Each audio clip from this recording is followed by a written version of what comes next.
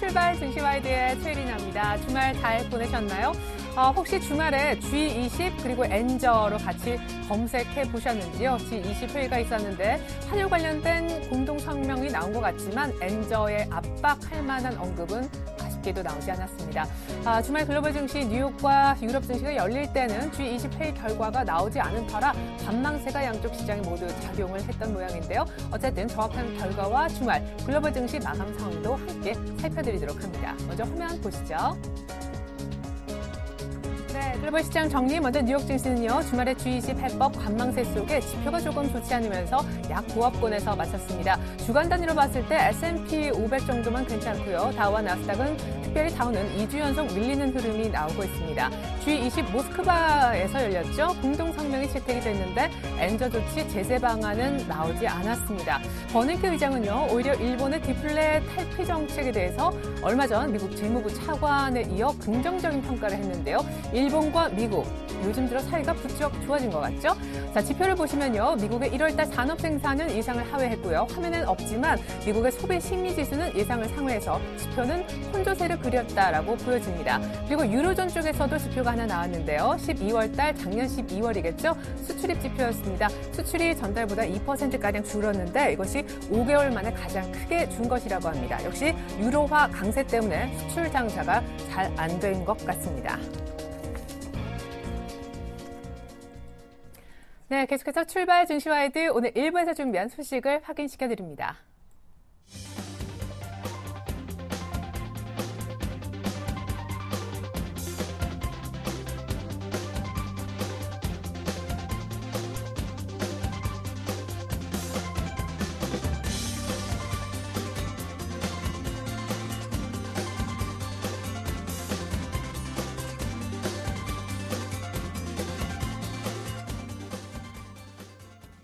네, 오늘 시초가 공략해서 빠르고 짧게 수익을 낼 만한 종목 알려드리는 시초가 플러스 시간입니다. 메리츠 종금증권의 강정헌 부장님과 함께 공략주 찾아보는 시간 갖겠습니다. 부장님 안녕하세요. 네, 안녕하세요. 네, 제가 없는 동안 매일같이 공략주를 주셨던 모양인데 먼저 지난 한 주 말씀하셨던 종목 가운데 보유 의견 주셨던 종목들 AS 들어볼까요?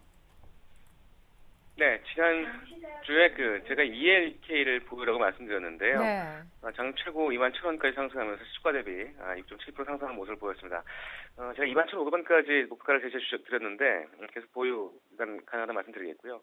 CU 메디칼이 시초가 대비해서 거의 7% 목표가에서는 100원 모자라는 모습을 보였는데 일단 매도 전략으로 하시는 게 좋겠다는 말씀드리겠고 홈캐스트도 시초가 대비 한 5% 상승했었는데 이 종목 일단 밀렸습니다만 최근에 지분 관련 분쟁이 좀 일어나고 있습니다만 홈캐스트에 대한 성장성 계속적으로 좋은 모습이기 때문에 역시도 4,500원까지 계속적으로 보유 전략으로 말씀을 드리겠고요.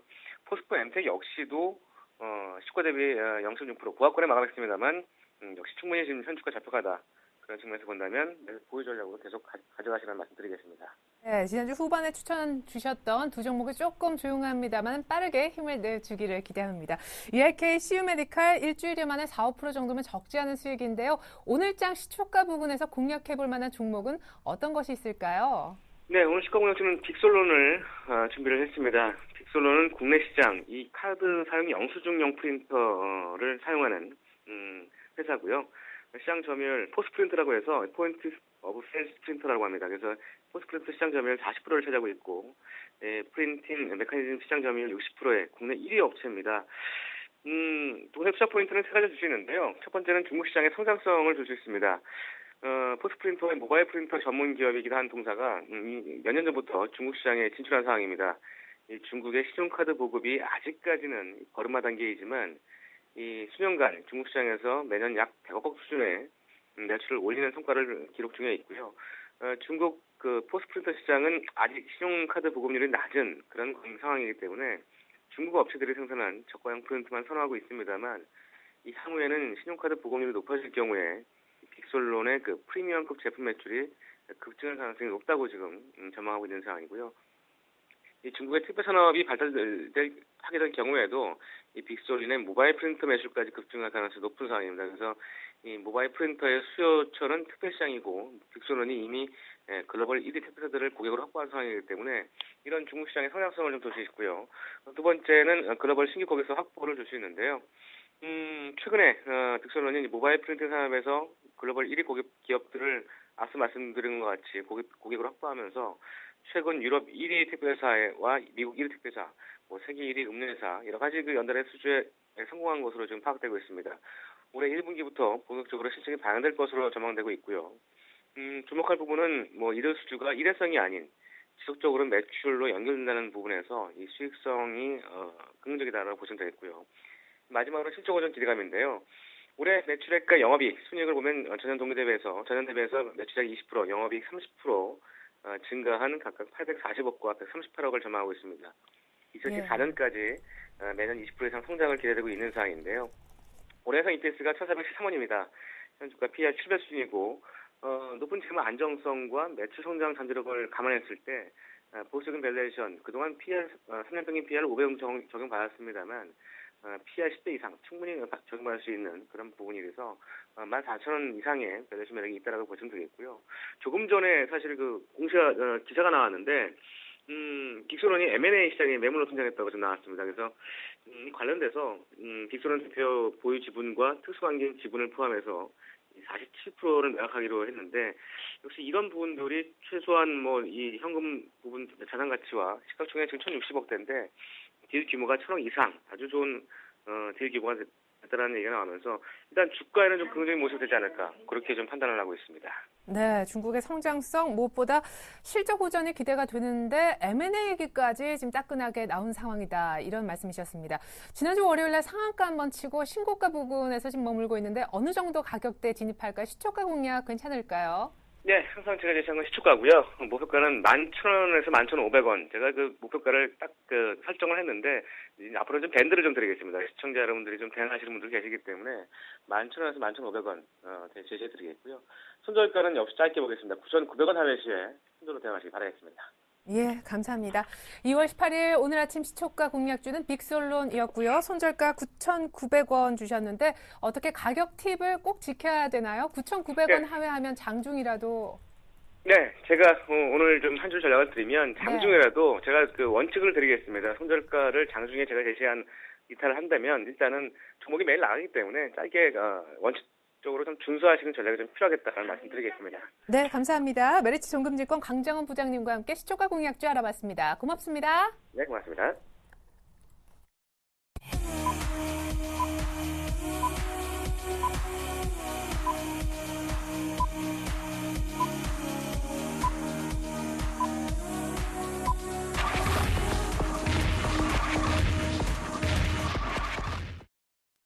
네, 2월 18일 월요일 우리장 개장했습니다. 자, 코스피와 코스닥 그리고 전반적으로 오늘 어떤 특징적인 흐름이 있는지 출발 상황 분석해 주실 두 분의 전문가 먼저 소개해 드릴게요.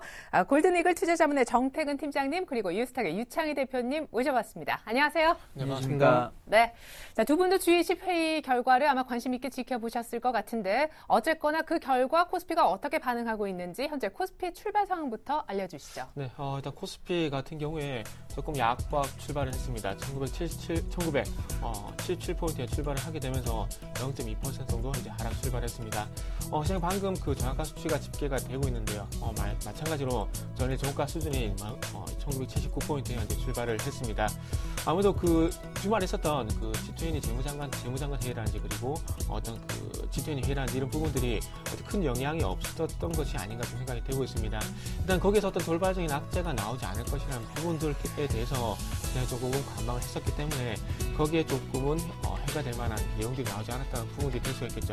어쨌든 한 가지 아쉬운 부분들은 엔저의 대한 부분들도 제동을 가져갈 만한 어떤 보호 장치가 나오지 않았다는 부분들 그리고 직접적인 엔저에 대해서 제재를 가할 수 없다는 부분들이 좀 아쉽다고 좀 봐야 될 것 같습니다. 자, 지난주 금요일날 시장이 뭐 그 1981포인트 정도 마감을 하게 되면서 추가적인 상승을 이어갈 것인가 아니면은 여기서 추가적인 상승이 진행될 것인가 상당히 조금 뭐 염려가 됐었는데요. 지난주 금요일 같은 경우 외국인 쪽에서 현선물 쪽에서 약간의 매도가 나왔었습니다. 현물 쪽에서는 21억 그리고 선물 쪽에서 591억 정도 매도가 나왔었는데 이 수급 고세가 오늘 시장에서 좀 바뀌는지를 먼저 체크를 해봐야 될 것 같은데요. 지금 출발 상황 같은 경우에는 지난주 금요일과 좀 비슷한 상황이 연출이 되고 있습니다. 외국인들은 현재 22억 정도 매도를 하고 있고요. 그리고 선물 쪽에서도 64계약 정도 매도 우위를 보이고 있다는 부분들 특징적이라 봐야 될 것 같고요. 하지만 반대로 현재 개인들이 매수에 나서고 있고 지난주 금요일날 561억 정도 매수에 나섰던 지금 현재 기관들이 18억 정도 매도를 하게 되면서 현재 출발을 하고 있다는 부분들 특징적으로 말씀 한번 드려보고 싶고요. 자, 그럼 시가총액 상위 정도를 한번 살펴보도록 할게요. 그 아무래도 G20 회의에 어떤 실망감은 조금은 그 종목들 쪽으로 있을 것 같습니다. 지금 현재 삼성전자, 현대차, 기아차 같은 경우에 0.5, 마이너스 0.5% 그리고 1.4% 그리고 1.4% 내외 현재 하락 출발을 하고 있는데요. 환율에 대해서 어떤 그 우리나라에 우호적으로 작용할 만한 영향이 없었다는 부분들이 아침 쪽에서 실망을 좀 주는 것이 아닌가 생각을 하고 있습니다. 삼성전자, 현대차뿐만 아니라 지금 현재 전체적으로 시가총액 상위 종목들은 현재 하락 출발을 하고 있고요. 하지만 그 반대로 상승 출발하는 종목들도 한번 살펴보게 된다면 삼성생명이 0.4%, 한국전력이 1.7%, 현대중공업이 0.7% 정도 현재 상승 출발을 하고 있습니다. 예, 감사합니다. 현재 코스피는 소폭의 약세 출발, 시총 상위주들도 대체로 좀 조용한 분위기, 힘이 없다라는 얘기셨고요. 코스닥은 하지만 괜찮게 출발 보이네요. 네, 코스닥 지금 지수를 좀 보신다면 0.4% 정도 상승 출발하고 있습니다. 아침에 좀 갭상승이 나와가지고 좀 일단 쉬어가는 모습을 띄고 있는데요. 지난주에 제가 계속 말씀드렸던 것이 510포인트 이상 돌파가 되느냐, 그렇다면은 516포인트, 17포인트까지 올라갈 수 있다 말씀드렸는데, 일단 제가 보기에는 올자리인 만큼 다 오지 않을 생각이 좀 들고 있어요. 왜 그러냐면은, 일단 지금 갭이 지금 오늘까지 포함해서 세 번째 갭이 좀 발생을 했고요.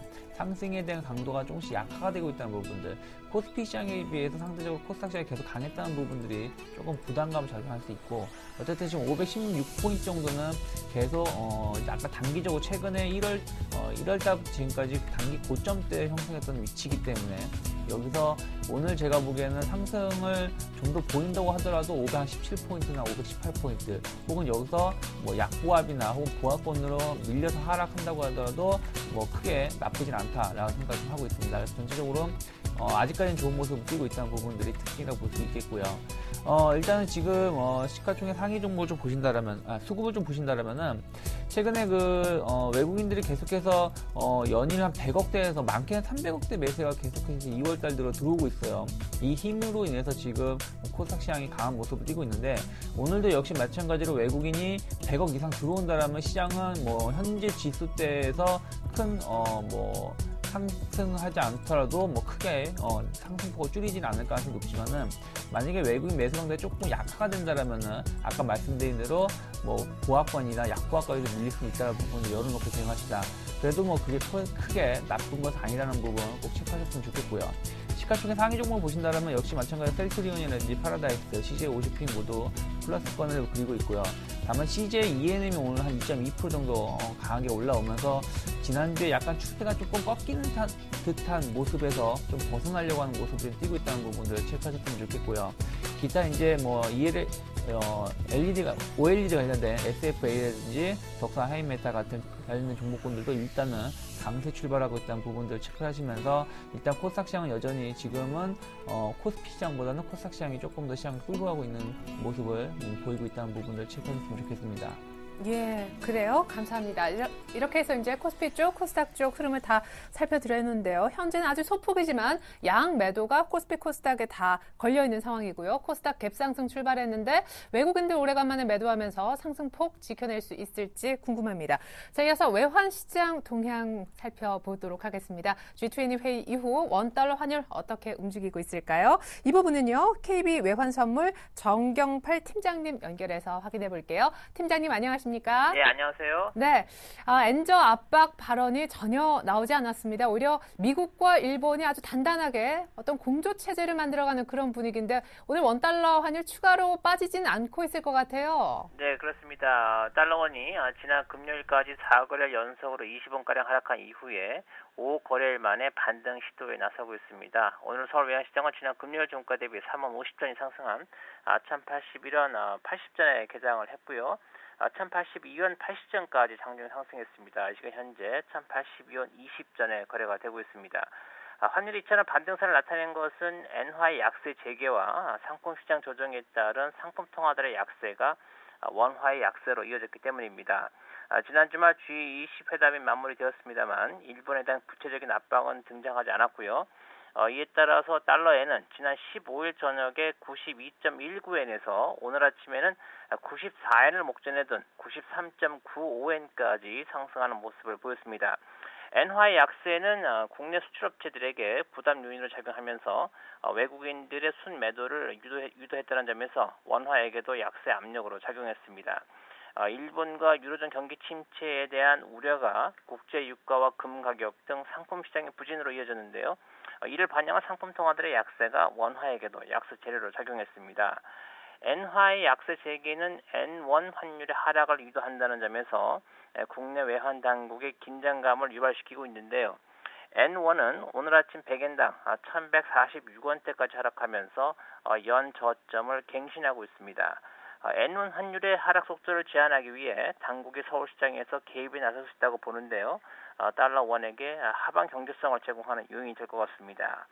대외적으로는 최근 3개월간 꾸준한 상승세를 보여온 뉴욕 증시가 조정을 보일 가능성이 커지고 있다는 점이 원화를 포함한 위험 통화들이 강세를 지속하는 데는 부담이 될 수가 있겠고요.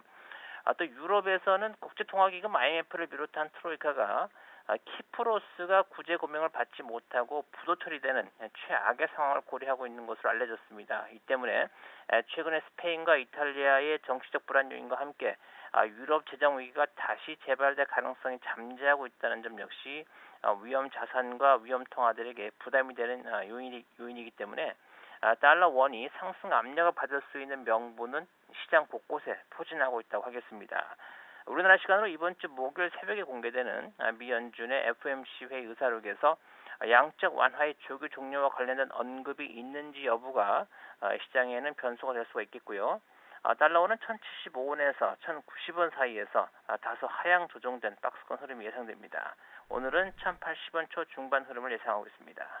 네, 그래요. 원엔 환율이 조금 걱정이긴 하지만 가파르게 원화가 강세를 띠기에는 대외적으로 조금 불안 요인들이 있어서 그래도 원화가 조금 박스권에 갇힐 가능성 1070원, 1090원 레인지를 이번 주 주셨습니다. 감사합니다. KB 외환선물 정경팔 팀장님의 외환시장 동향과 전망이었습니다. 잘 들었습니다. 네, 감사합니다.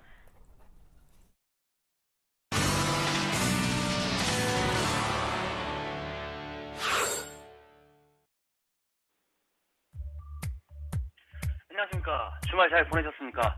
지난주에는 외국인의 매수세에 힘입어서 지수가 1980선까지 올라왔습니다. 외국인 수급이 상당히 양호한 모습이었는데 좋은 장이 계속 연출될 수 있을지 예상을 해보면서 전제 조건을 깔았던 것이 일단 G20 재무장관 회의 결과였죠. 주말 사이에 들어온 소식에 의하면 환율에 대한 언급은 있었지만 일본에 직접적인 압박을 가하는 내용이 없었던 것으로 확인이 되고 있습니다. 다소 실망스러운 결과인데 하지만 외국인이 수출주들에 대해서 갑자기 돌변해서 실망 매물을 쏟아낼지는 아직은 좀 미지수이기 때문에 조금 신중하게 접근할 필요가 있지 않나 좀 생각이 됩니다. 자, 오늘은 소폭 하락 출발하는데 지난 시간에 말씀드렸듯이 우리가 연차트를 중심으로 봤을 때 이제는 지수 1980선을 돌파한다면 새로운 레벨업 구간으로서 봐도 되는 상황과 여건이 되었다라고 좀 말씀을 드렸는데 오늘 다시 한번 연차트를 보면서 설명드리도록 하겠습니다. 네, 지금 보고 계신 차트가 코스피 연차트인데 연차트는 대부분 안 보고 계시죠? 연차트를 한번 다시 보시겠습니다.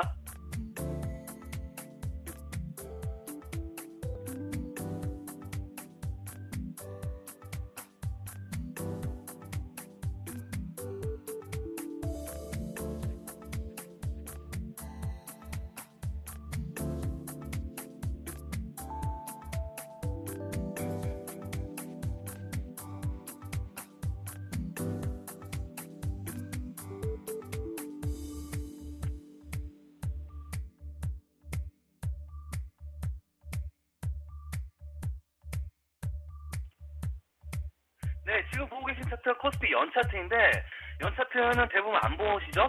거의 뭐 일봉, 주봉, 월봉만 보시고 연차트는 좀 잘 안 보실 텐데 일단 이 연차트에서 핵심은 일주 월봉이랑 똑같습니다. 바로 5년선입니다. 5년선이라고 해서 새롭게 느껴지실 필요가 없습니다. 일봉에서 기본선은 5일선이죠. 연차트도 기본선은 5년선이니까 그렇게 좀 기억을 하시고요.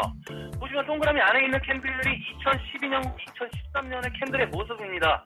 녹색으로 지지되고 있는 선이 5년선인데 2012년 작년의 캔들 모습이 정확하게 5년선이 지지하면서 양봉 마감한 모습이고요. 현재에도 5년선을 정확하게 지지하면서 지수는 상방으로 튼 모습입니다. 제가 연차트를 보여드렸냐면 우리가 주식에서도 종목이 상승하려면 전날 고점을 돌파하고 전날 저점을 지지해야 상승하는 모습이 나오는 것처럼 이 연차트에서도 현재 2013년의 캔들의 모습도 현재 2월이라 아직 판단하기는 이르지만 정확하게 5년선을 지지하면서 주봉과 월봉상에서도 지수의 상승을 예측할 수 있는 지표들이 모두 긍정적 시그널로 잡히고 있기 때문에 제가 그동안 저희 2달 동안 말씀드렸던 1930에서 80%에서의 박스권의 지루한 구간에서의 여러분들께서 체력 싸움에서 지시면 안 된다라고 좀 말씀을 드렸습니다. 그래서 지수는 지정학적 리스크를 제외하고 기술적으로만 놓고 보았을 때 상당히 긍정적인 모습이기 때문에 우리가 지수 조정 시에는 매수로 접근하는 것이 올바르지 않나, 이게 이번 장에 대한 저의 생각이고요. 종목으로 들어가서 보면 지난 시간에 좀 강하게 말씀드렸던 놀저주들, 엔터주들을 중심으로 해서 게임주들까지 좀 추천을 드렸는데 일단 게임주들은 전반적으로 좋은 흐름이었죠. YD 온라인이 한 5% 정도 상승이 나와주었고 컴투스나 조이맥스도 한 3% 정도 모두 짧게 끊어쳤는데 괜찮은 수익이었습니다. 엔터주들도 소폭 상승하면서 초반에 좋은 흐름이었는데 종가성으로는 소폭 밀리면서 마감했지만 재차 공략해도 괜찮은 모습이죠. SM이나 YD엔터 이런 종목들 눌러줄 때 매수해서 이쪽 섹터들도 짧게 끌어치는 전략으로 공략하면 무리가 없을 것 같고요. 그리고 박근혜 당선인 관련주들 제가 지난 시간에 말씀드릴 때 수익률 측면에서는 아직까지 이 박근혜 테마주들 쪽으로 공략을 해보자라고 강조를 드렸는데 신우, 이지, 하츠, 보령메디앙스까지 좋은 흐름이죠. 오늘도 대부분 상승 출발하는데 거의 대부분 종목들 5% 이상 상승해 주면서 장기적으로 빠르게 수익 챙겼으리라 좀 생각이 됩니다.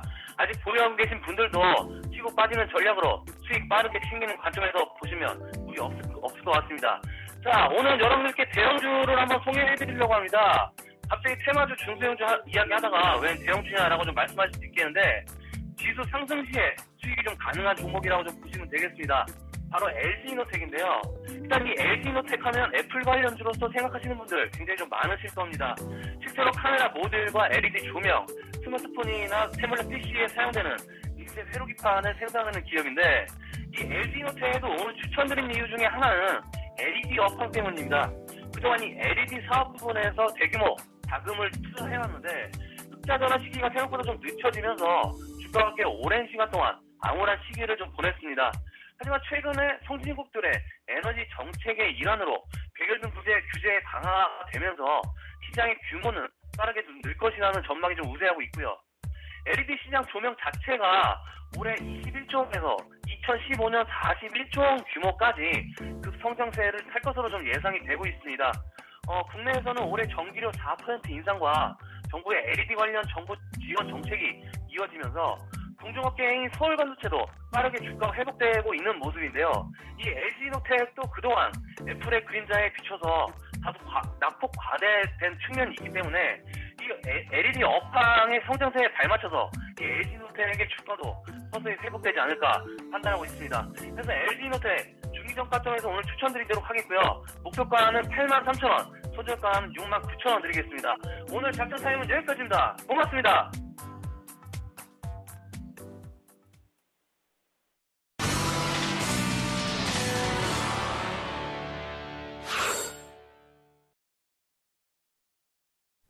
네, 이렇게 해서 작전 타임 함께 들어보셨을 겁니다. 이제 현재 시장 상황 조금 더 특징주를 분석을 해드리고요. 대응법까지 챙겨드리겠습니다. 9시 16분이니까 어느 정도 윤곽이 나왔을 것 같습니다. 장관 인선이 어느 정도 박근혜 정부에서 마무리됐기 때문에 오늘 창투사 쪽도 좀 움직이는 것 같고요. 앞서서 오늘 공시가 있었습니다. LG 디스플레이 7천억대 OLED 투자 소식에 아바코 등 관련된 종목들도 움직입니다. 먼저 LG 디스플레이와 관련된 소식과 대응주 먼저 좀 챙겨드리겠습니다. 부탁드리겠습니다.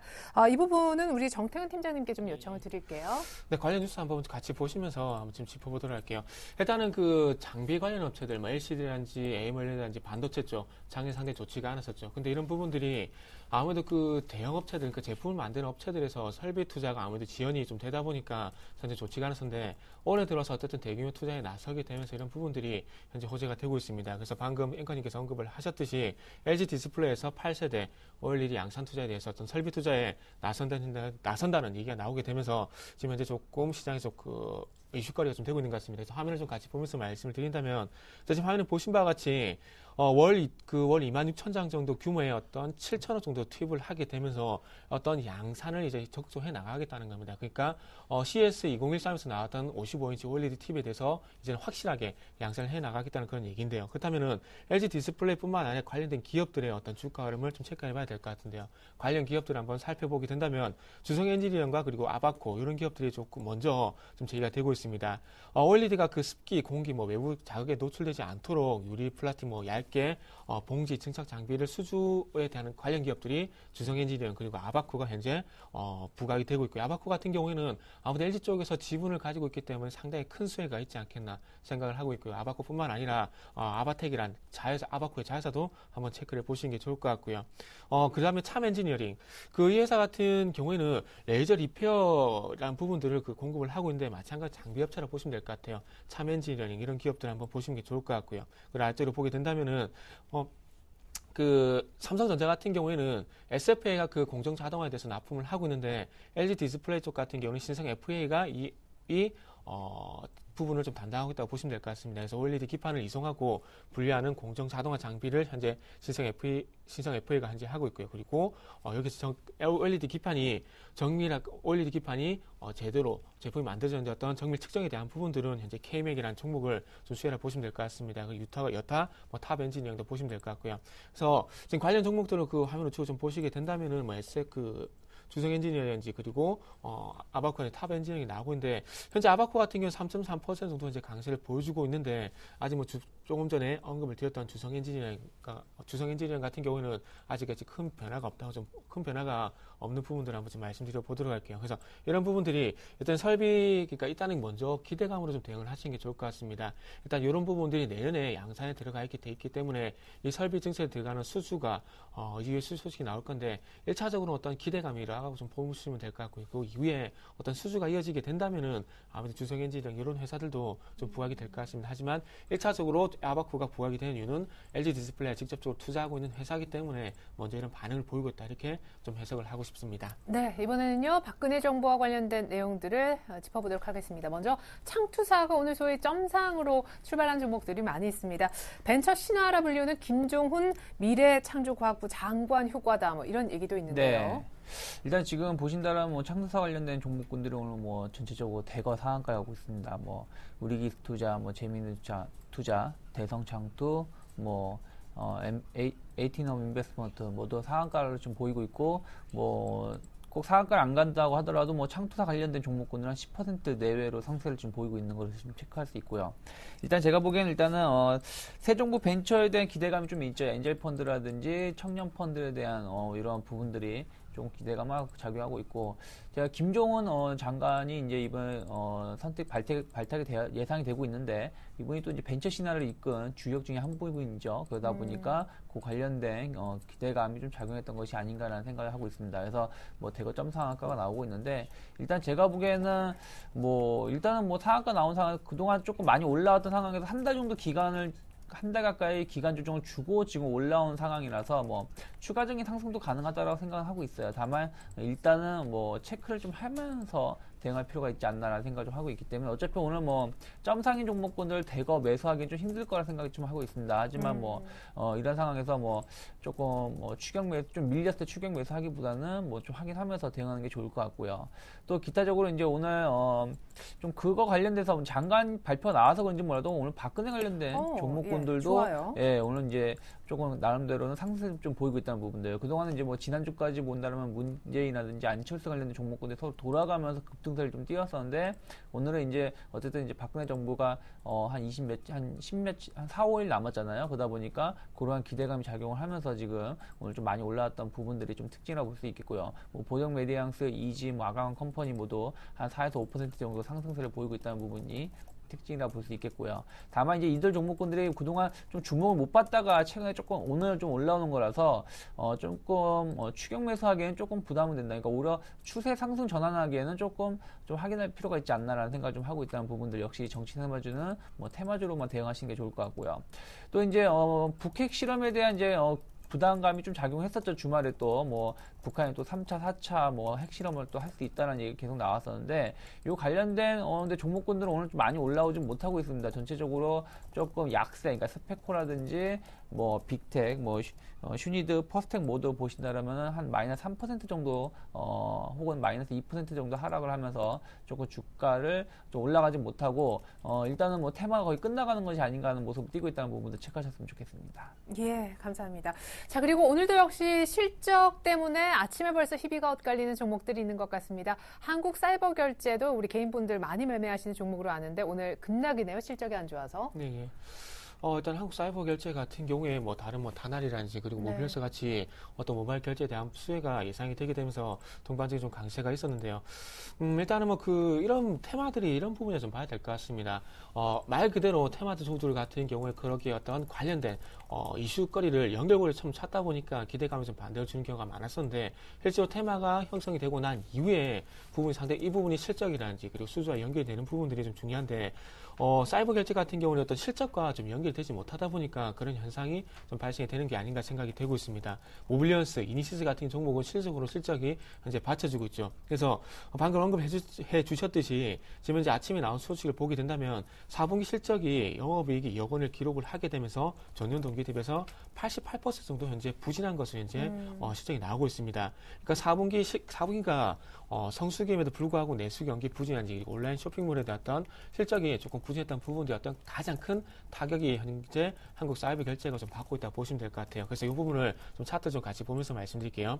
자, 실적 일단은 어쨌든 나오지가 않았습니다. 그렇다면은 요 종목을 가지고 계신 분들의 어떤 대응이 상당히 좀 중요하지 않겠나 그렇게 생각을 하고 있는데 자, 화면을 현재 보시면은 지금 현재 요 종목은 전체적으로 14,000원이 저항권이 되고 있죠. 그리고서 아래쪽으로 봤을 때 이 파란색 선이 있는 61선이 현재 지지 라인이 되게 되면서 우상향을 하고 있는데 어쨌든 실적에 대한 부분들 일단 반영이 됐습니다. 그래서 이제부터 중요한 것은 아래 꼬리를 달게 되면서 어떤 지금의 어떤 주가 낙폭을 회복한 시도가 나오는 게 중요하다는 것이에요. 그래서 지금 이 갭 구간, 요 갭 구간을 얼마만큼 빠르게 메꾸냐에 따라서 다시 한번 14,000원 쪽으로 올라갔을 때 보시면 될 것 같은데, 만약에 실적에 대한 부분들이 4분기에 그치지 않고 만약에 1분기까지 부진이 이어질 것이라는 그런 우려감이 제기가 된다면은 요 종목은 모빌리언스라든지 그리고 인시스였던 모바일 결제 관련 테마 쪽에서 탈락할 가능성이 있기 때문에 지금부터는 아무래도 이후에 1분기 실적에 대한 전망이라든지 이런 부분들이 어떻게 나오는지가 상당히 좀 중요하기 때문에 이후의 뉴스라든지 그리고 추세 여부, 갭을 빠르게 메꿀 것인가 네. 이런 부분들을 한번 체크해 보시는 게 좋을 것 같습니다. 네. 자, 오늘 오스템 임플란트도 다시 한번 의미 있는 강세를 보여주고 있습니다. 정책 수혜라는 설명이 지금 따라오고 있는데 네. 20일이면 오늘 18일이고 내일 모레면 정부의 로드맵이 나오는데 뭐 제약의 어떤 뭐 산업 키우고 제약사도 괜찮은 기업들이 리스팅이 될 것 같단 말이에요. 네. 먼저 움직이는 거 아닙니까? 일단은 뭐 정부 로드맵이 이제 뭐 어쨌든 한 내일하고 내일 모레 전후로 해서 좀 발표가 될 예정이 높은데 오늘 네. 오스템 임플란트 종목도 보신다라면 전체적으로 약간 이제 의료보험 적용할 수 있다라는 그렇죠. 기대감이 나왔었죠. 그러다 보니까 오늘도 한 5% 정도 급등세를 좀 출발하고 있는데, 근데 이러한 정부 로드맵을 보신다면 이제 좀 뻔한 내용이 좀 많아요. 어쨌든 교육 부분이라든지 정책, 의료, 복지 이런 부분들이 좀 있는데 거기서 이제 세부적인 종목군들의 움직임을 좀 간파하셔야 되는데 아직까지는 조금은 어떤 종목군이 큰 수혜를 입을 수 있다는 기대감 자기가 생긴 종목군들은 오스템 임플란트라든지 약간 이제 의료 제약 부분들이 좀 있고요. 네. 그리고 이제 교육보다는 이제 과학 기술이라든지 이런 부분들 아까도 또 창조사 관련된 종목군들 예를 들어서 어쨌든 어떤 펀드를 구성하겠다 이런 부분들이 있고 또 이제 예를 들어서 부동산이라든지 금융 가계 부채 이러한 부분들을 좀 마무리하려고 하는 부분들이 좀 있었기 때문에 이러한 부분들로 이제 일단 큰 흐름이 시장이 형성이 되었었고 있고 그리고 관련 종목군들이 좀 수혜를 입을 수 있다는 종목이 나오고 있지만은 일단 어쨌든 뭐 그런 작은 종목, 그렇다고 오스틴 임플란트가 작다는 게 아니라 몇몇 종목군들은 좀 작은 종목군들이 기대감으로 올라가는 부분이 있기 때문에 이러한 종목군들을 보시기보다는 대형 종목군들이 이제부터는 슬슬 움직일 때가 됐다는 부분도 체크를 하시면서 대응하시는 게 좋지 않을까라는 생각을 좀 하고 있습니다. 어쨌든 오늘 약간 장관들, 그러니까 약간 아직 100% 확정된 건 아니에요. 네. 일부분 이제 발표가 나온 거고 아직도 추가적인 이제 발표가 남아 있는데 이러한 부분들을 보면서 이 장관의 성향이 어떤 것인지를 좀 체크를 하면서 종목을 발굴하신다면 좋지 않을까 생각을 좀 하고 있습니다. 네, 감사합니다. 자, 저희가 오늘장 개장하기 이전에 강정훈 부장님으로부터 시초가에 공략해보자라는 종목으로 빅솔론 설명을 들어본 바 있습니다. 9,900원 장중이라도 이탈하면 곧바로 팔고 그렇지 않으면 들고 있으라라고 하셨었는데 우와, 오늘 시초가에 걸었다면요. 곧바로 5% 이상 오르면서 목표하셨던 오늘 장중 5.7% 찍었어요. 11,000원 목표가 1차 밴드를 찍었습니다. 곧바로 수익으로 연결되겠네요. 불과 한 30분 전에 얘기했었던 그런 종목인데 빠르게만 따라갔다면 30분 동안만 컴퓨터 앞에 앉아 계셨었다면 곧바로 빅솔론으로 한 5%가량 수익을 볼 수 있지 않았을까 생각이 됩니다. 현재는 이미 수익 실현하고 조금 나올 만한 자리인데 아직은 들고 계셨더라도 수익권이긴 할 것 같습니다. 강정훈 부장님 실력이 아주 출중하십니다.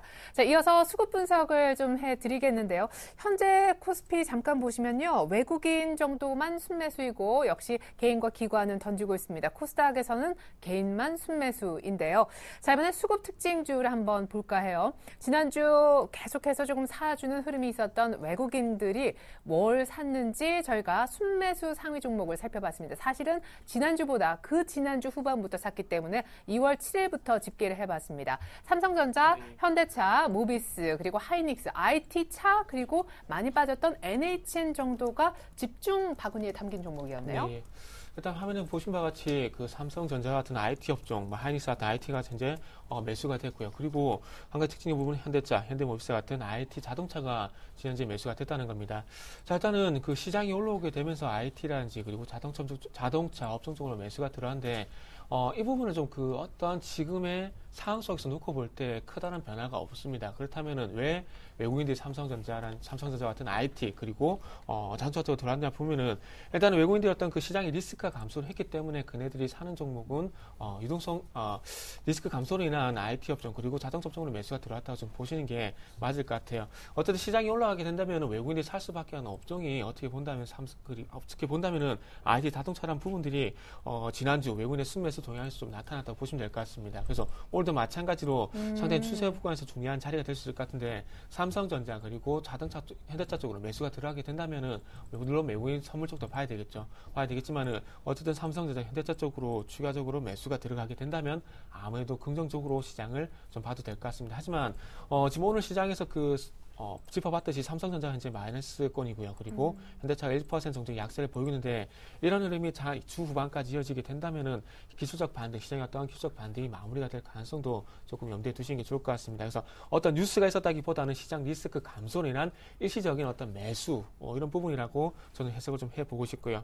NHN 같은 경우는 아무래도 그 일본 라인에 대한 부분도 좀 부각이 됐다고 봐야 될 것 같습니다. 그동안 포털 쪽에서 배너 광고라든지 그리고 검색 광고 이런 부분에 부진이 이제부터 라인의 어떤 매출이 조금 커버가 되게 되면서 좀 실적이 선방했던 그런 부분들에 대한 외국인들의 매수 이렇게 평가를 해보고 싶습니다. 네, 감사합니다. 이번엔 코스닥 쪽에 또 수급 특징주를 짚어보고자 합니다. 사실상 외국인은 오늘도 유일하게 코스닥을 사고 있는 주체인데 오늘까지 무려 9거래일 연속 사고 있습니다. 사실상 지난주 금요일까지 어떤 종목을 집중적으로 외국인들이 사들였을까요? 코스닥에 외국인들 러브콜이 들어간 종목들입니다. 파트론, 셀트리온, SFA, 덕산 하이메탈, 서울반도체. 우리가 최근에 흐름이 좋다라고 했었던 종목들이 외국인들의 러브콜을 받았기 때문이 아닌가 싶습니다. 물론 쌍끌이 매수도 있었겠죠? 네, 근데 아까 이제 코스피 시장하고 이제 말씀드렸는데 코스피 시장 같은 경우는 이제 약간 좀 과도하게 많이 빠졌던 대형 수출주 관련된 종목군들이 많이 외국인 매수를 좀 했던 부분이 있다면은 코스닥 시장은 약간 과도하게 빠진 것이 아니라 실적이 계속 기대가 되는 종목군들 중심으로 해서 외국인이 계속 매수가 들어왔다는 부분들. 어쨌든 2월 달 들어서 외국인이 강하게 매수했던 부분들은 여전히 실적에 대한 기대감이 작용하고 있던 종목군들이 코스닥 시장을 중심으로 많이 올랐던 부분인데요. 좀 여러분들이 많이 익숙한 종목군들이 많으실 거예요. 예를 들어서 실적이라면 또 이제 IT 관련된 종목군들이 많고, 이 IT 관련된 거라면 역시 한 축을 차지하고 있는, 전 세계의 한 축, 우리나라에서도 한 축을 차지하고 있는 삼성전자 관련된 삼성향 종목군들이 좀 많이 있지 않나 싶습니다. 그래서 보신다면 뭐 파트너라든지 뭐 SFC, 뭐 덕산 하이메탈 같은 종목군, 그러니까 같은 이런 것들이 조금 이제 그 삼성 관련된 기대감이 작용하다 보니까 조금 강하게 매수가 들어오면서 주가 상승을 좀 이끌고 있고요.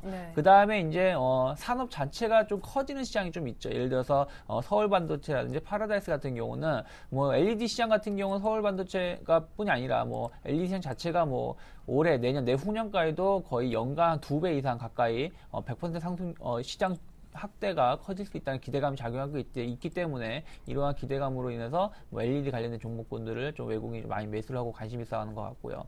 또 하나가 이제 중국 시장에 대한 기대감, 뭐 춘절에 대한 기대감도 있었겠지만 결국에는 중국인들의 관광객의 증가에 대한 기대감이 작용하면서 이와 관련된 카지노 관련된 종목군들이 많이 올라오고 있다는 부분들, 그러다 보니까 이제 파라다이스라든지 뭐 GKL 이런 종목군들 혹은 강원랜드까지 포함해서 그동안 조금 쉬었다가 2월달 돼서 조금 강세를 보이고 있는 종목군들이 많이 있다라고 좀 볼 수 있을 것 같아요. 그래서 실적하고 앞으로 그 산업에 대한 기업에 대한 성장성이 계속 가시화되는 종목군을 중심으로 해서 외국인이 계속 매수했다는 부분도 관심 있게 보셨으면 좋겠고요.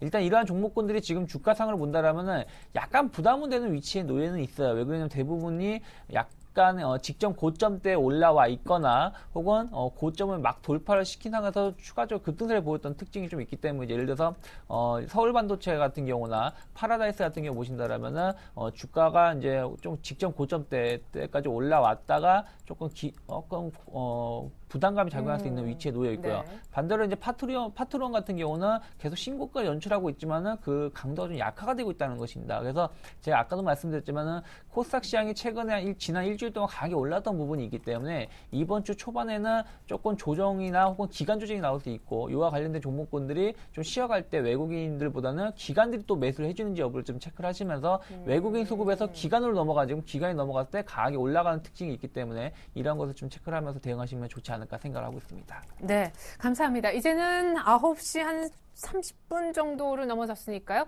개장 30분 만에 코스피가 일단 상승으로 전환을 했습니다. 외국인의 선물 쪽 매수도 가파르게 늘어나고 있고 현물 쪽 매수도 다시 들어왔습니다. 자, 빠르게 우리 정태근 팀장님의 오늘장 이렇게 해라 한마디 요약을 한번 들어보죠. 네, 저는 이런 말 좀 드리고 싶네요. 제가 히딩크는 하지만 아직은 배고프다. 그런 말씀 좀 드려보고 싶어요. 일단은 뭐 외국인 선물이라든지 그리고 그 매수업종에서 살펴봤듯이 그 IT, 자동차 그리고 지금 어쨌든 외국인 선물 동향이 좀 상당히 중요한데요. 이쪽에서 얼마만큼 매수가 들어올지가 중요하겠지만 제가 보기엔 아직 상승이 뭐 남아도 좀 판단이 되고 있습니다. 추세는 항상 예상보다 강하죠. 그렇기 때문에 아직까지는 좀 긍정적으로 보시고요.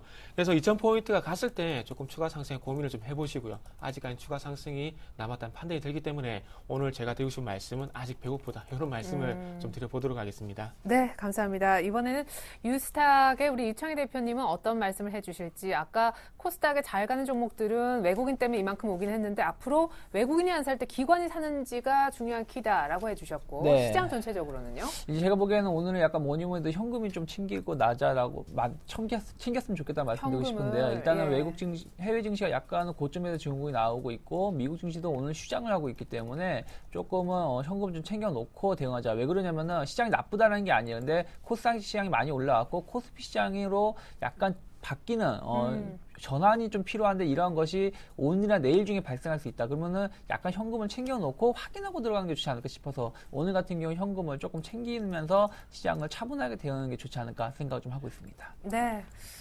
아직은 배고프다에 이어서 현금을 좀 챙기자라는 전략까지 확인을 해봤습니다. 잠깐 일본 니케이의 지금 현재 상황 좀 살펴드리고자 하는데요. G20 회의가 일본 쪽에서 굉장히 우호적으로 작용을 했죠. 안도감 때문에 일본 니케이가 현재 1.5% 이상 급등을 하고 있습니다. 오늘 화요일과 일본 니케이 상황 잘 보셔야 될 것 같네요.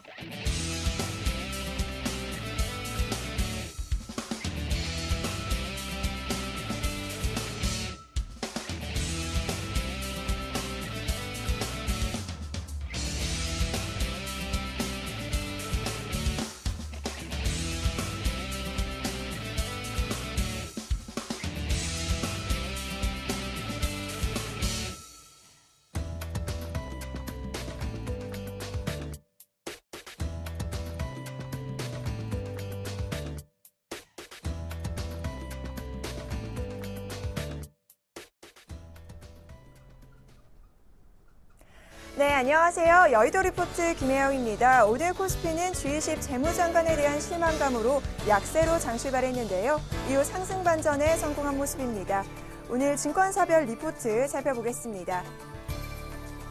먼저 삼성증권입니다. 2013 중국 춘절 소비에 대한 시사점을 내놨고요. 한국증권에서는 글로벌 신용사이클과 한국의 디커플링, 신한금융투자에서는 데일리 추천 종목으로 세아 베스트를 꼽았습니다. 이어서 토러스 투자증권에서는 디커플링의 임계점은 어디인가, 마지막으로 동양증권에서는 G3의 성장 위험지수 이용한 전략 리포트를 내놨습니다. 먼저 삼성증권 살펴보겠습니다. 춘절 수요 기대 이하 이유를 세 가지로 나타냈는데요. 첫째, 가전 하향 등 주요 보조금 정책 단락 효과와 두 번째는 시진핑 지도부 정책 효과, 세 번째는 베이징, 상하이 등 대도시 대기오염 문제로 외부 활동의 위축 효과가 맞물린 결과라고 나타냈습니다. 올해 춘절은 3월 전대인 전 소비 환경 점검과 더불어 두 가지 소비 트렌드를 확인했다는 데 의미가 있는데요. 중저소득과 다인구 지역의 부상과 더불어 WBS 소비가 주도하는 소비 트렌드가 바로 그것입니다. 시장의 관심은 이제 춘절 이후에 수요로 건너갔는데요. 결과적으로는 2012년 대자부 가능성이 낮을 것으로 분석했습니다. 이어서 한국증권 살펴보겠습니다. 이번 G20 회담 이후 발표된 공동성명서는 환율 이슈에 대해 어느 정도 용인하는 분위기가 나타내고 있습니다. 즉 일본은 국내 소비자와 국제사회 두 주체로부터 엔화 약세 정책에 대한 명시적인 혹은 또는 암묵적인 용인을 받고 있는 것으로 나타나고 있는데요. 금융위기 이후 금융시장에 나타난 두드러진 현상 중 하나는 금융자산 간의 상관관계가 매우 높아졌다는 점입니다. 지난 몇 년간 이례적으로 펼쳐졌던 리스크 온오프의 중심으로 트레이딩 시대는 이제 저물고 그 대신 자산 간 혹은 국가 간 수익률을 결정하는 핵심 변수가 무엇인지 파악하는 것이야말로 디커플링 이슈로 고민하는 우리 투자자들에게 중요한 관심 포인트가 될 것으로 나타나고 있습니다. 이어서 신한금융투자 리포트 살펴보겠습니다. 데일리 종목으로 오늘 세아 베스트를 꼽아주셨는데요. 1월 판매량이 상승 전환한 가운데 2월 탄소밀 합금강 가격이 인상되면서 실적 개선 기대감이 나타나고 있습니다. 여기에 계절적 수요 발생 및 중국 경기 개선 기대감까지 더해지면서 추가적인 판매량 증가가 전망되고 있습니다. 이어서 토러스 투자증권 살펴보겠습니다. 올해 들어 S&P 지수가 8.3% 오르는 동안 코스피는 0.8% 하락했습니다.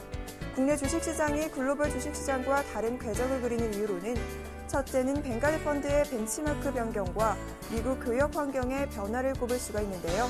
미국 교역의 변화가 디커플링에 미치는 영향으로는 항공주들이 강세를 나타내고 있고 철도, 해운 기업들 중에서도 역내 수송이 많은 기업들이 강세를 나타내고 있습니다. 그러나 이들 산업의 호조는 교역 증가로 이어지고 있지는 않은데요.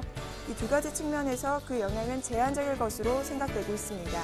첫 번째는 타격을 받는다면 유럽이 먼저 받을 것이라는 분석과 두 번째는 아시아 역내 교역의 성장이 부족한 부분을 메워줄 것이라는 기대감이 나타나고 있어 국내 주식시장의 밸류에이션 매각이 부각될 수 있을 것으로 나타납니다. 즉 2월 말 3초를 바닥으로 국내 주식시장도 반등에 동참할 것으로 나타나고 있습니다. 이어서 동양증권 리포트 살펴볼 텐데요. 오늘은 동양증권 골드센터 목동점 고윤기 대리님과 전화통화해보겠습니다. 안녕하세요. 안녕하십니까. 네, 오늘 리포트 자세한 내용 살펴주시죠. 네, 소외됐던 국내 증시가 지난주 빠르게 회복세를 시현하면서 투자 심리를 안정시켰습니다. 국내 증시에서는 이제 외국인 매도 공세도 일단락되는 모습을 보이고 있는데요. MSCI 국내 증시와 전 세계 증시 4주간 누적 수익률 격차가 최근 2주 연속 개선되고 있다는 점이 이를 반증하고 있습니다. 증시가 안정을 되찾았고 회복세를 보였다는 점을 감안을 할 때 이제 투자자들의 관심이 본격적으로 국내외 펀더멘탈로 이동할 가능성이 높아졌지만 단기적으로는 주가의 상승 탄력이 둔화될 가능성이 있다는 점을 염두에 둘 필요가 있습니다. 이러한 이유는 유럽 중앙은행의 자산 규모가 LTRO 회수 등으로 다소 감소하고 있는 모습을 보이고 있다는 점인데요. 그렇지만 근데 아이러니하게도 국내 증시의 발목을 잡았던 일본이 이를 상쇄할 것으로 지금 전망이 되고 있습니다. 일본 중앙은행은 강력한 경기 부양을 목적으로 양적 완화 정책을 실행을 시사를 한 상황이고 자산 매입 규모도 기존의 91조 원에서 101조 엔으로 상향 조정했습니다. 그렇기 때문에 ECB의 유동성 회수를 일정 부분 상쇄할 수 있는 대항마 역할을 할 수 있을 것으로 보고 있습니다. 주요국 흐름을 보게 되면 미국과 중국, 유럽의 성장과 위험이 다른 방향으로 지금 움직이고 있는 상황인데요. 미국과 중국은 긍정적인 흐름을 보이고 있는 반면에 유럽은 유로 강세로 인해 시티 유럽 경기 서프라이 지수가 감소하고 있는 상황입니다. 그렇지만 미국과 중국이라는 큰 축이 상승하고 있다는 점에서 우려할 만한 수준까지는 진행되지 않을 것으로 전망이 되고 있습니다. 그렇기 때문에 미국과 중국에 민감하고 유럽에는 덜 민감한 업종에 관심이 가는데요. 반도체 장비, 자동차, 철강, 해운 등이 이러한 기준에 적합하기 때문에 관심을 가져보시는 게 좋을 것 같습니다. 네, 이상입니다. 네, 감사합니다. 동양증권 고윤기 대리님 연결해 자세한 리포트 상황 살펴봤습니다. 지금까지 증권사 모닝전략 김혜영이었습니다.